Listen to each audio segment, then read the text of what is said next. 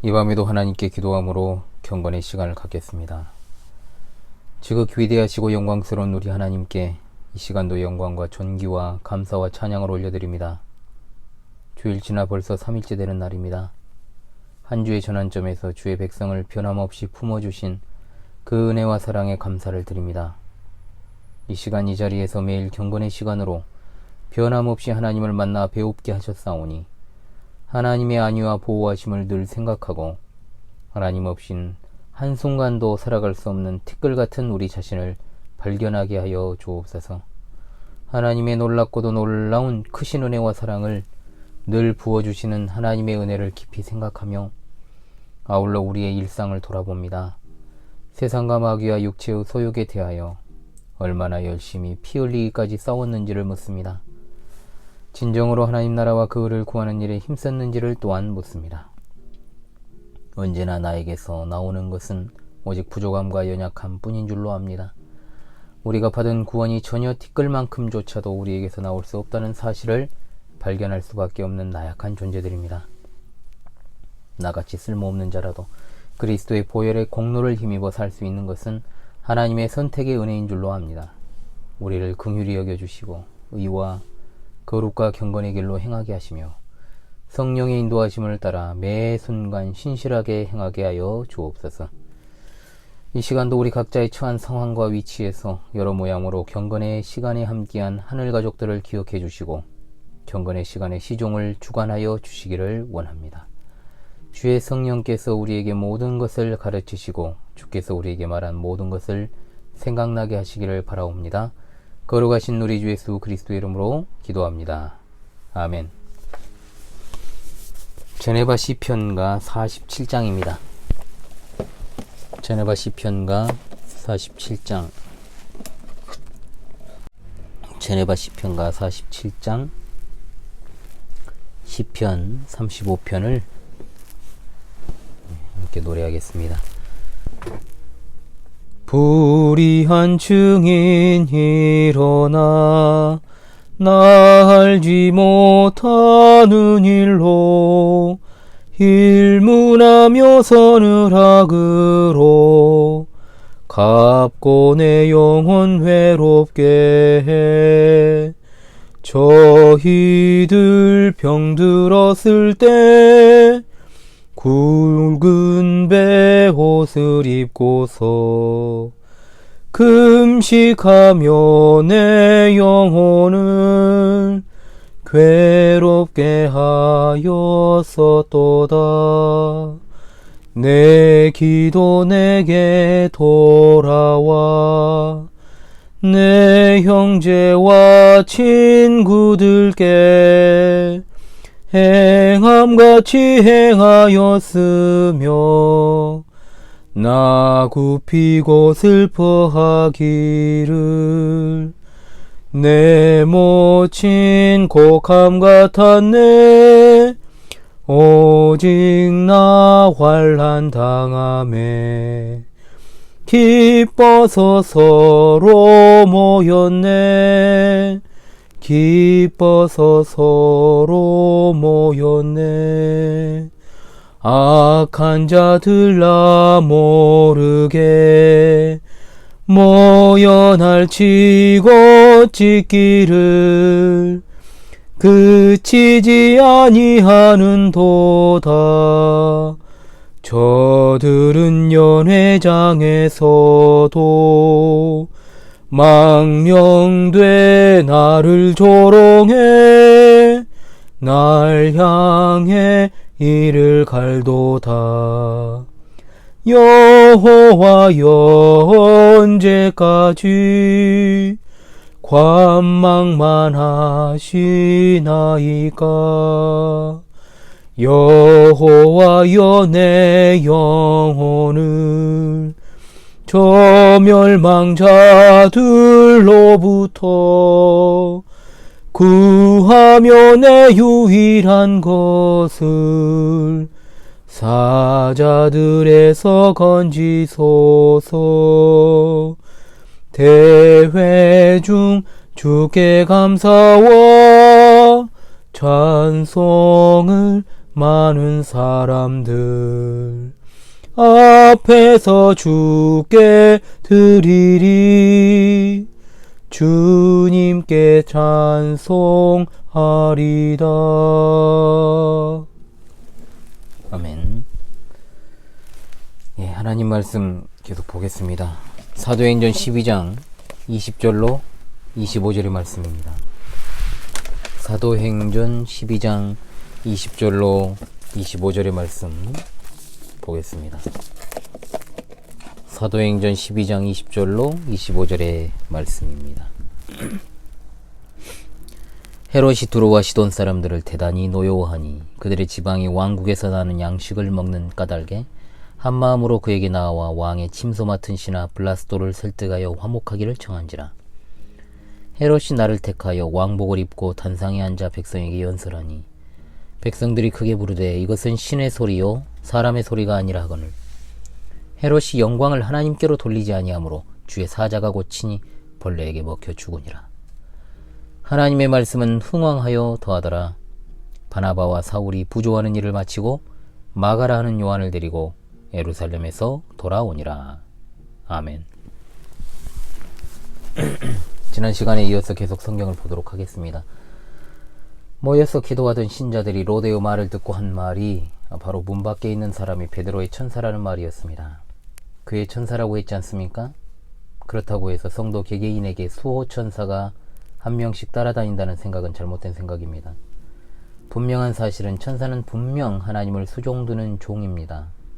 하나님의 언약 백성들을 지키기 위해 천사들을 동원하셔서 그들을 지키게 하시고 돌보시는 것입니다. 그런데 어떤 이들은 천사가 신자 아래의 신분이라는 생각이 너무 강한 나머지 이단 중에는 천사 동원권을 주장하기도 하고 사탄 결박권을 주장하기도 하는 것입니다. 언제나 천사의 사역도 하나님의 성도를 구원하시는 사역 안에서 생각하지 않으면 안 됩니다. 그들이 이윽고 문을 열고 베드로가 돌아온 것을 보고 놀랍니다. 그러자 베드로가 그들에게 손짓하여 말하기를 주께서 자기를 이끌어 옥에서 나오게 하셨다고 말합니다. 실제로 천사가 하였지만 그는 주님께서 그렇게 하셨다고 올바르게 말합니다. 그리고 야고보와 형제들에게 전하라고 말합니다. 여기 야고보는 누구인가? 의견이 분분합니다. 어떤 학자들은 예수님의 12 제자 가운데 알페오의 아들 야고보를 가리킨다고 하지만 대다수의 학자들은 이 야고보가 야고보서를 기록한 예수님의 형제 야고보로 봅니다. 베드로가 그에게 먼저 이 소식을 알리라고 했다는 것은 이미 야고보가 초대교회에서 상당한 위치, 즉 실질적인 지도자로서의 위치에 있었음을 나타내 줍니다. 그 다음날 이 기적적인 탈출 소식이 헤롯에게는 분노할 만한 일이 되어 파수꾼의 방비를 하지 못한 16명의 사람들이 형장의 이슬로 사라진 것으로 보입니다. 혹자는 그들이 죽지 않았다고 말하기도 하는데 그것이 중요한 것이 아니라 헤롯이라는 인물이 얼마나 사악한 자였는지를 보여주는 적절한 예가 되겠습니다. 그리고 다음 사건을 위하여 헤롯이 가이사랴로 가는 장면이 나옵니다. 본장에 남은 21절로 25절의 말씀 가운데 세 번째 단락, 헤롯 아그리빠를 심판하시는 하나님의 일하심에 관한 내용입니다. 이것과 관련하여 성경의 중요한 구절을 떠올린다면 그것은 무엇이냐? 교만은 패망의 선봉이요 라는 말씀일 것입니다. 그리고 사람이 무엇으로 심든지 그대로 거두리라 하신 말씀이 될 것입니다. 교회의 원수들에게 기다리는 종말이 무엇인가, 그리고 하나님께서 교만을 얼마나 싫어하시는가를 단적으로 보여주는 훌륭한 본문입니다. 헤롯이 두로와 시돈 사람들을 싫어한 이유는 잘 알 수 없습니다. 그러나 적어도 헤롯은 성정이 포악한 사람이었고 만족을 모르는 탐욕의 소유자였습니다. 그러다 보니 이 두 도시를 차지하기 위해 그들을 전쟁이 아닌 야금야금 굶주리게 하는 방식을 쓴 것입니다. 왕국의 양식을 수입해 가지 못하도록 헤롯은 조처를 취한 것입니다. 그러자 그들은 살기 위해 블라스도에게 뇌물을 먹이고 평화협상을 하도록 유도했습니다. 그리고 헤롯은 나를 택하여 왕복을 입고 두로와 시돈을 신하로 삼기 위해 밀장 연설을 할 기회를 잡았지요. 유대 역사가 요세푸스의 기록에 따르면 헤롯의 이 당시 의복이 황금으로 덧입혀 있어서 햇빛에 반사되어 눈을 부시게 했고 이것 때문에 그의 신하들은 그를 하나의 신으로 칭송했다라고 말하고 있습니다. 그런데 22절에 백성들이 크게 부르되 이것은 사람의 소리가 아니라 신의 소리라고 하지 않습니까? 자, 분명히 듣기 좋게 하려고 아첨하는 소리입니다. 그러자 헤롯에게 이제 내려진 벌이 있습니다. 영광을 하나님께 돌리지 아니함으로 라고 했는데, 이 말은 헤롯이 자신이 하나님으로 호칭되는 것을 허용했다는 말입니다. 하나님이 받으셔야 될 영광을 자기가 대신해서 받았으니 그는 신성 모독죄를 저지른 것입니다. 이러한 칭찬, 고대 바벨론 제국에서도 돌려지지 않았던 칭찬이라는 점에서 그는 끔찍한 형벌을 당하게 됩니다. 베드로를 감옥에서 구출했던 천사가 이번에는 헤롯을 심판하기 위해 쓰임받았습니다. 주의 사자가 고치니 벌레에게 먹혀 죽으니라고 했습니다. 하나님께서는 처벌을 부과하실 때 하늘의 천사들을 이용하시기도 하고, 또 때에 따라서 마귀를 형 집행자로 임명하여 그들의 손으로 심판을 수행하시기도 합니다. 이것은 이스라엘이나 버림받은 백성에게 상관없이 적용됩니다. 사울 왕이 약신에게 괴로움을 당한 일이 있습니다. 그러나 마귀가 경건한 욥을 괴롭히기도 했습니다. 교회의 안전을 보호하는 천사가 이집트의 장자들을 죽이기도 했습니다. 그러나 여기서는 하나님께 자발적으로 순종하는 천사라고 보는 편이 맞을 것입니다. 벌레에게 먹혀 죽었다는 말이 무엇일까요? 저도 참 어릴 때부터 궁금했습니다. 적어도 아주 끔찍하게 죽었다라는 것은 분명합니다. 칼빈 선생은 이렇게 주석했습니다. 헤롯은 그의 생명이 붙어 있을 때도 그의 몸은 썩고 있으며 악취를 풍기고 있어서 말하자면 산송장이나 다름없었다. 그러므로 그는 가혹한 고통을 받고 있었을 뿐 아니라 모든 사람의 조롱과 모욕의 대상이었다. 하나님께서는 교만한 한 인간의 광포를 말끔히 씻어 없애시기 위해 아주 수치스러운 처벌을 선택하신 셈이다. 그에게 이와 같이 구더기가 들끓고 그의 몸에서 악취가 풍기는 그러한 처벌을 통해 그는 그의 당연한 벌을 받고 있는 것이다 라고 했습니다. 헤롯이 전쟁터에서 죽었다면 왕처럼 명예롭게 죽었을 텐데, 하나님께서는 그렇게 하지 않으시고 벌레와 같은 하찮은 것에 의해서 죽게 하셨다는 말입니다. 유대 역사가 요세푸스는 헤롯이 죽어가며 이렇게 말했다고 기록합니다. 당신들이 신으로 존경하는 내 꼴을 보시오. 나의 비참한 이 말로를 이라고 말입니다. 사랑하는 시청자 여러분, 기만적인 칭찬과 아첨에 휩쓸리지 말기 바랍니다. 그것은 사람을 서서히 죽이는 독약과도 같은 것입니다. 그러므로 오늘 헤롯의 죽음을 통해 우리도 마땅히 하나님께 영광 돌리지 않고 내가 영광 받는 것이 얼마나 무서운 죄악인가를 깨달아야 할 줄로 압니다. 24절과 23절, 대조적인 내용이 나오죠. 하나님의 말씀은 흥왕하여 더하더라. 야고보가 죽고 베드로가 투옥되었지만 교회는 절대로 무너지지 않고 하나님의 말씀은 흥왕하여 더해졌습니다. 신실한 자들은 늘 역사 속에서 도살당할 양처럼 취급받았습니다. 하나님께서 누가로 하여금 여기에 기록한 것들은 분명히 이 일을 통해서 만대의 핍박받는 교회를 격려하시기 위함입니다. 복음의 최종 과정은 무엇입니까? 모든 원수들이 무너지고 장애물이 타파되며 통과되는 것이요, 교회가 연약하면 연약할수록 그것은 오히려 하늘의 축복을 받아 더 위대하게 된다는 사실을 믿으시기 바랍니다. 우리 광주 신실한 교회를 비롯한 이 시대의 참된 교회들은 결코 연약한 교회가 아닙니다. 아주 든든하고 위대한 주님의 교회입니다. 할렐루야. 여기서 우리는 사도행전의 주요 주제를 다시금 상고합시다. 하나님의 주권적인 뜻에 따라 인도되고 널리 퍼지고 있는 기독교입니다. 누가는 사도행전을 기록하면서 늘 전환점을 두고자 할 때 이런 표현을 많이 썼습니다. 자, 이 중요한 사건 도중에 기독교를 박해하던 열성분자 사울이 회심을 했습니다. 이제 이 사울이 바로 이 책의 나머지 기록에 초점이 됩니다. 11장 마지막 절에서 언급되었던 바나바와 사울이 안디옥 교회에서 예루살렘으로 부조를 보낸 사실이 이어지고 그들이 돌아온 사실을 말합니다.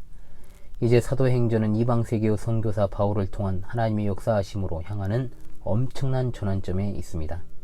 이러한 역사의 전환점에 서서 어떠한 핍박에도 굴하지 않고 하나님의 은혜와 보응하심을 기대하고 소망하면서 다음 세대로의 바른 복음 전파와 전달이 우선시되는 우리 교회 될 수 있기를 간절히 소망합니다. 기도합시다.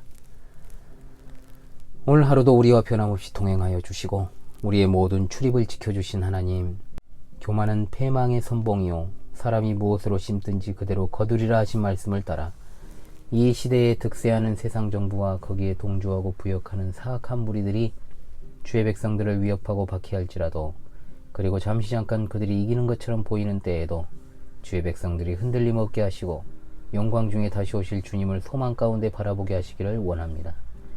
오늘 하루도 이렇게 마무리하고 잠자리에 들고자 합니다. 날마다 우리에게 주시는 쉼이 우리가 살아가는 삶에 큰 도움과 위로되기 원합니다.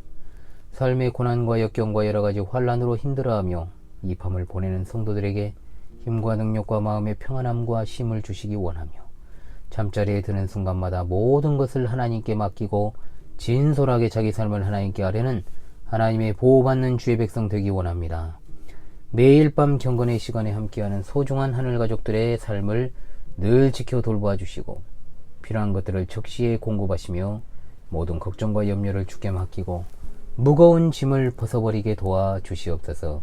혼탁한 세상에서도 끝까지 신실한 믿음을 지키려고 몸부림치는 성도들에게 믿음을 더욱 주시기를 원합니다. 소중한 하늘 가족들에게 밝은 새 아침을 주시기 원하오며 영육간의 강건함을 더하여 주실 줄로 믿사옵고 늘 평안히 쉬고 일어나게 하옵소서. 주 예수 그리스도의 이름으로 기도합니다. 아멘.